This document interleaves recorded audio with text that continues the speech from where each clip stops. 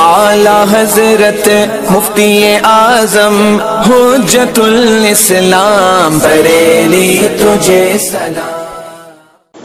بسم اللہ الرحمن الرحیم۔ امثلۃ للایضاح۔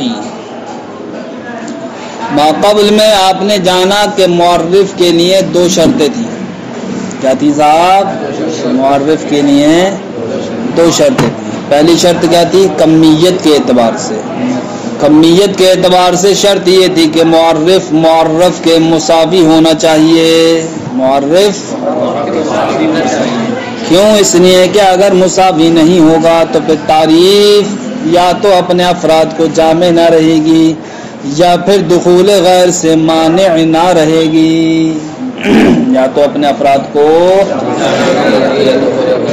یا پھر دخول غیر سے مانع نہ رہے گی۔ دوسری شرط کیفیت کے اعتبار سے تھی۔ کیفیت کے اعتبار سے شرط یہ تھی کہ معرف معرف سے اجلا ہونا چاہیے، اوضح ہونا چاہیے۔ معرف اجلا ہونا چاہیے یا پھر کیا ہونا چاہیے؟ اوضح ہونا چاہیے۔ ٹھیک، یہ دو شرطیں تھیں نہیں تھیں؟ اس لیے کہ اگر معرف معرف سے اجلا اور اوضح نہ ہوگا تو ایسی صورت میں جناب والا خرابی لازم یہ آئے گی کہ جب معرف معرف کے مقابل کیا ہوگا؟ واضح اور روشن ہوگا، تو اس وقت معرف معرف کی وضاحت نہیں کر سکتا، کیونکہ معرف کا تو کام کیا ہے جناب والا؟ شے کی معرفت حاصل کرانا۔ جب وہ خود ہی اندھیرے میں ہے تو وہ شے کی معرفت کیا حاصل کرا سکتا ہے؟ شے کی معرفت یہ اسی وقت حاصل کرا سکتا ہے جبکہ جناب والا یہ خود کیا ہو؟ روشن ہو اس شے سے جس شے کو ہم حاصل کرنا چاہ رہے ہیں۔ اس لیے معرف میں شرط کیا لگائی تھی کہ معرف معرف سے اوضح ہونا چاہیے، معرف معرف سے اجلا ہونا چاہیے۔ ٹھیک بھائی، یہ دو شرطیں تھیں۔ اب اگر معرف کیا ہو؟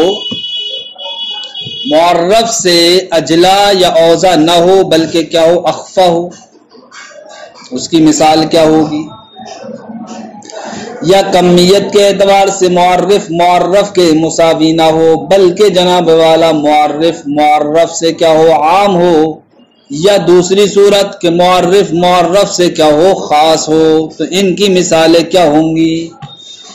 آج شارح معرف کی جو شرطیں ہیں ان شرائط کو مثالوں کے ذریعے سے واضح کرنا چاہتے ہیں۔ ان شرائط کو مثالوں کے ذریعے سے واضح کرنا چاہتے ہیں کہ آپ نے کل کے سبق میں یہ تو ملاحظہ کر لیا تھا کہ اگر معرف معرف کے مساوی نہیں ہے کمیت کے اعتبار سے بلکہ معرف کیا ہے؟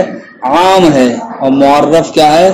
خاص ہے، تو ایسی صورت میں معرف یعنی جس شے کی ہم تعریف کر رہے ہیں وہ دخول غیر سے مانع نہ رہے گی، یہ آپ نے جان لیا تھا۔ اور اگر معرف کیا ہو؟ خاص ہو، تو ایسی صورت میں تعریف اپنے افراد کو جامع نہ رہے گی۔ اب وہ مثال کی صورت میں کیا بنے گی پوزیشن؟ آج اسی کو سمجھایا جائے۔ معرف کیا ہو؟ معرف سے عام ہو۔ معرف تو خرابی کیا لازم آئے گی اس صورت میں کہ تعریف دخول غیر سے مانے نہ رہے گی۔ تو کیا ہے ایسی تعریف جہاں پر معرف معرف سے کیا ہو؟ عام ہو؟ تو فرماتے ہیں مثلا ہمارا اسم کی تعریف کرنا اس سے جو دلالت کرتا ہو معنی مستقل پر۔ اسم کس کو کہتے ہیں صاحب؟ جو معنی مستقل پر دلالت کرے اور تینوں زمانوں میں سے کسی زمانے کے ساتھ ملا ہوا نہ ہو۔ تو اب ہم اسم کی تعریف صرف اتنی کر دیں کہ اسم وہ کلمہ ہے جو معنی مستقل پر دلالت کرے، تو اسم کی تعریف جناب والا یہ جو تعریف ہے یہ تعریف بالعام ہے، یعنی معرف کیا ہو گیا یہاں پر؟ عام ہو گیا۔ کیوں؟ اس لیے عام ہو گیا کہ آپ اسم کس کو کہیں گے؟ جو معنی مستقل پر دلالت کرے، تو معنی مستقل پر تو جناب والا دلالت کلمہ بھی کرتا ہے۔ کلمہ کون سا؟ نحویوں والا کلمہ، وہ منطقیوں والا کلمہ، نحویوں والا کلمہ نہیں، نحویوں والا کلمہ۔ یا یہ کہہ لو کہ فعل نائب میں آگے ہو گیا فعل، تو فعل بھی معنی مستقل پر دلالت کرتا ہے، اسم بھی معنی مستقل پر دلالت کر رہا ہے، تو دیکھو بھائی اسم کی تعریف یہ کلمے پر یا فعل پر صادق آئی یا نہیں آئی؟ تو جب اسم کی تعریف یہ جناب والا کلمے پر صادق آ گئی تو اب ایسی صورت میں اسم دخول غیر سے معنی رہا نہیں رہا؟ کیوں نہیں رہا؟ اس لیے نہیں رہا کہ آپ نے اسم کی جو تعریف کی ہے وہ کیسے کر دی؟ عام کے ذریعے کر دی۔ کائے کے ذریعے؟ عام کے ذریعے کر دی۔ سمجھ گئے؟ دیکھو التعریف بالعام، جہاں پر تعریف کیا ہو؟ عام کے ذریعے ہو۔ اس کی مثال جیسے تعریف الاسم بما دل علی معنی مستقل، اسم کی تعریف کرنا اس سے کہ اسم وہ ہے جو دلالت کرے معنی مستقل پر۔ تو یہ جو تعریف ہے یہ تعریف کیا ہے؟ عام ہے۔ کیسے عام ہے؟ فإنه صادق علی الکلمۃ، اس لیے کہ یہ تعریف جناب والا کلمے پر بھی صادق آتی ہے۔ کلمے پر یعنی کہ مناطقہ کے نزدیک جس کو کلمہ کہا جاتا ہے، اور نحویوں کے نزدیک جس کو فعل کہا جاتا ہے، کیونکہ کلمہ یعنی کہ فعل یہ بھی معنی مستقل پر دلالت کرتا ہے۔ اب اسم کی تعریف آپ نے کر دی کہ اسم وہ ہے جو معنی مستقل پر دلالت کرے، تو اس تعریف میں کلمہ بھی شریک ہو گیا یا نہیں ہو گیا؟ فَلَيْسَ مَانِعًا عَنْ دُخُولِ الْغَيْرِ، لہذا ویسی صورت میں اسم کی یہ تعریف دخول غیر سے مانع نہ رہے گی۔ اس کی مثال جناب والا کیا ہے کہ جہاں پر معرف کیا ہو؟ معرف سے اخص ہو، معرف، تو ایسی صورت میں خرابی کیا لازم آ رہی تھی کہ تعریف اپنے افراد کو جامع نہ رہے گی، تعریف اپنے افراد کو جامع نہ رہے گی، یہی تو خرابی لازم آ رہی تھی۔ اس کی مثال کیا ہے؟ اس کی مثال جیسے کہ کلمہ نحویہ کی تعریف کرنا، کیسے کہ کلمہ نحویہ ایسے لفظ کو کہتے ہیں جو وضع کیا گیا ہو ایسے معنی کے لیے جو معنی تینوں زمانوں میں سے کسی ایک زمانے کے ساتھ کیا ہو؟ مقترن ہو۔ اب بلن کلمہ کس کو کہتے تھے میرے پیارو؟ بتاؤ۔ نحو میں کلمہ کس کو کہا جاتا ہے؟ جو ایک معنی پر دلالت کرے، ٹھیک؟ اس کی تین قسمیں نکل کے آئیں، کیا کیا؟ اسم، فعل، حرف۔ تو یہ کلمہ جناب والا تینوں کو کیا تھا؟ شامل تھا نہیں تھا؟ تینوں کو شامل ہونے کا مطلب یہ کلمہ جناب والا تینوں کو کیا ہے؟ عام ہے۔ لیکن اب ہم نے کلمے کی تعریف کیسے کی؟ کلمے کی تعریف ہم نے کر دی کہ کلمہ ایسا لفظ ہے جو وضع کیا گیا ہو ایسے معنی کے لیے جو معنی تینوں زمانوں میں سے کسی ایک کے ساتھ مقترن ہو۔ تو اب یہ کلمے کی تعریف صرف و صرف کس پر صادق آئے گی؟ فعل پر صادق آئے گی۔ فعل پر صادق آئے گی نہیں آئے گی؟ حالانکہ کلمہ کا فرد جس طریقے سے فعل ہے اسی طریقے سے کلمے کا فرد اسم بھی تو ہے، اسی طریقے سے کلمے کا فرد حرف بھی تو ہے۔ تو اب یہ تعریف جناب والا اپنے افراد پر صادق آئی نہیں آئی؟ ارے اپنے تین فرد میں سے ایک ہی پر تو صادق آ رہی ہے، اس پر؟ فعل پر۔ جب یہ فعل پر صادق آئی تو اب دیکھو جناب والا جب ہم نے تعریف کائے کے ذریعے کی، اخص کے ذریعے سے کی، تو ویسی صورت میں جو کلمے کے فرد تھے وہ جناب والا تعریف میں داخل نہ رہے، تو اب یہ تعریف اپنے افراد کو جامع نہ رہی، تو یہ تعریف اپنے افراد کو جامع نہ رہی۔ تو دیکھو جناب والا یہاں پر ہم نے کلمے کی تعریف کیسے کر دی؟ اخص سے کر دی۔ کیسے کر دی؟ اخص سے کر دی۔ تو اخص کی صورت میں جناب والا کلمے کی تعریف اپنے افراد کو جامع نہ رہی۔ اسی لیے ما قبل میں یہ بتایا گیا کہ جب معرف سے کیا ہوگا؟ اخص ہوگا، تب ایسی صورت میں وہ معرف اپنے افراد کو جامع نہیں رہے گا۔ تعریف بالاخص، اخص کے ذریعے سے تعریف کرنا، کا تعریف الکلمت، جیسے کہ کلمہ نحویہ کی تعریف کرنا، بلفظ موضوع، ایسے لفظ کے ذریعے سے جو وضع کیا گیا ہو، لمعنى مقترن، ایسے معنی کے لیے جو معنی مقترن ہو تینوں زمانوں میں سے کسی ایک کے ساتھ۔ فَإِنَّهُ غَيْرُ صَادِقٍ عَلَى الْإِسْمِ وَالْحَرْفِ، تو اب کلمے کی یہ تعریف جناب والا اسم پر بھی صادق نہیں آ رہی ہے اور نہ ہی حرف پر صادق آ رہی ہے، حالانکہ کلمے کا فرد اس طریقے سے فعل ہے اسی طریقے سے کلمے کا فرد کیا ہے؟ اسم بھی ہے اور حرف بھی ہے۔ فَلَيْسَ جَامِعًا لِأَفْرَادِ الْمُعَرَّفِ، تو اب یہ تعریف جناب والا معرف کے افراد کو جامع نہ رہی۔ معرف کلمہ معرف ہی تو بنے گا میرے پیارے، کلمے کی تعریف کی جا رہی ہے، جس کی تعریف کی جائے وہ تھا معرف۔ تعریف کس کے ذریعے کی گئی؟ بلفظ موضوع لمعنى مقترن باحد الازمنة الثلاثہ، یہ بنے گا معرف۔ یہ معرف کیا ہے؟ خاص ہے، کائے کے مقابلے میں؟ کلمے کے مقابلے میں، کیونکہ کلمہ تو کیا تھا؟ عام تھا تین فرد کو، اور یہ تعریف صرف اور صرف ایک فرد پر صادق آ رہی ہے، تو یہ معرف کیا ہوا؟ خاص ہوا نہیں ہوا۔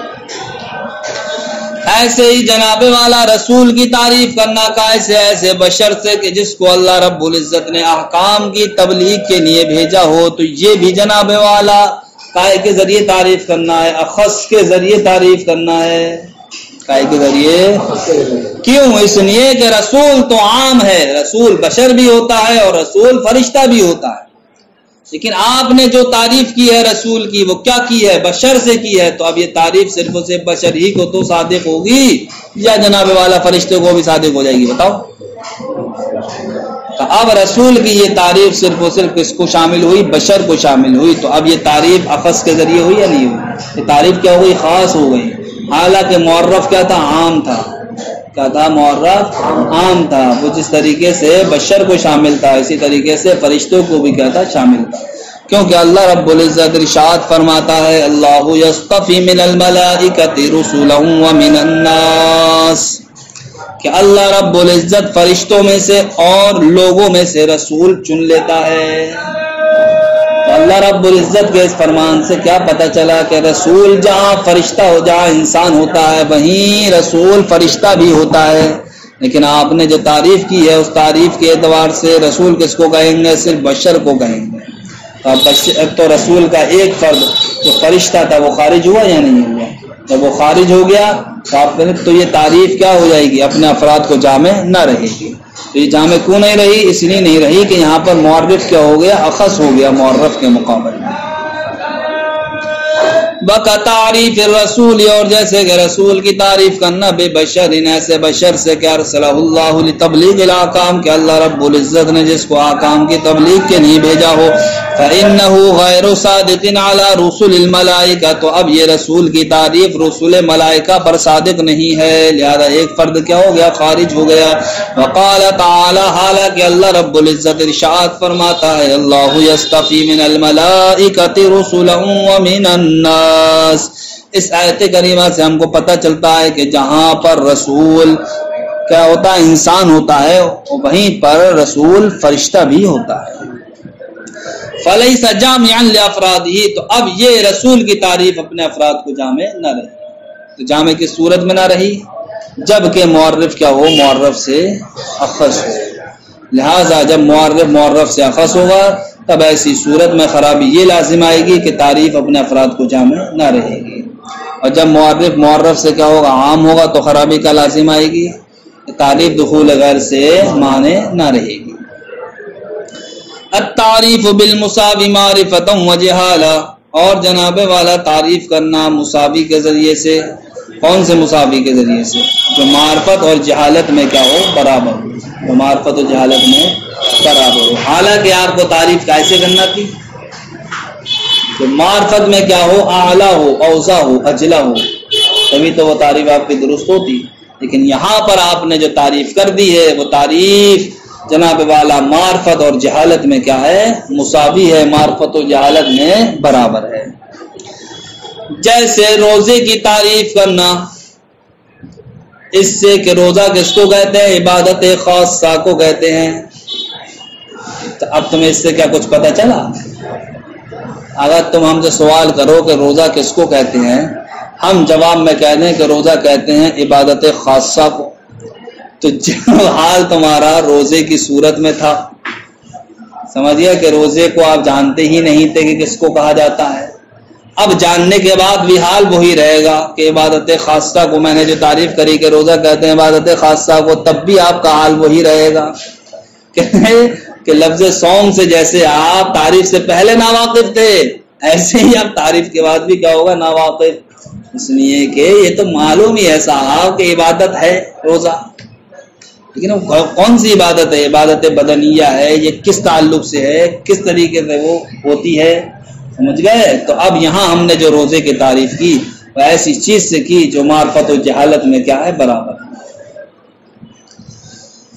تعریف الصوم، جیسے کہ روزے کی تعریف کرنا، بأنہ اسم لعبادت خاصۃ، اس بات سے کہ وہ عبادت خاصہ کا کیا ہے؟ نام ہے۔ التعریف بالاخفا، یا جناب والا تعریف کرنا کیسے؟